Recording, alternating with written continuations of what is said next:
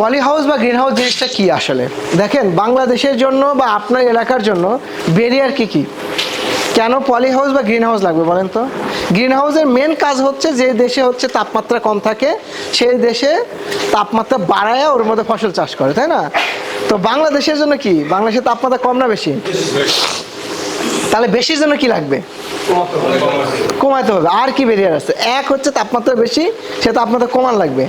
দুই, অতিবৃষ্টি আছে, অতি পোকামাকড় আছে। আরেকটা হচ্ছে আপনার এলাকাদের জন্য যে মাটিতে লবণ আছে, এমনভাবে আমার কৌশলটা অ্যাপ্লাই করতে হবে, প্রযুক্তি আনতে হবে যে আমার মাটি ছাড়া চাষ করতে হবে, বৃষ্টিপাত থেকে কন্ট্রোল করতে হবে, আর তাপমাত্রাকে কন্ট্রোল করতে হবে। এই তিনটা জিনিস যদি হয় তাহলে মোটামুটি কন্ট্রোল হয়ে যাবে।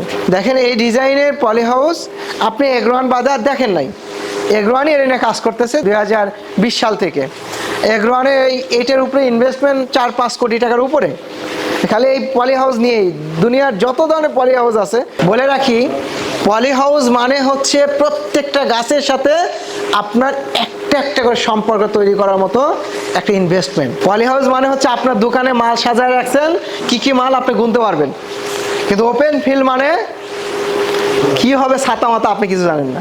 প্রযুক্তি আনবো, প্রযুক্তি শিখাবো, ব্যবহার কেমনে করতে হয়, উৎপাদন করা দেখাবো। সো এটা হচ্ছে আমাদের আলটিমেট এই প্রজেক্টের গোল।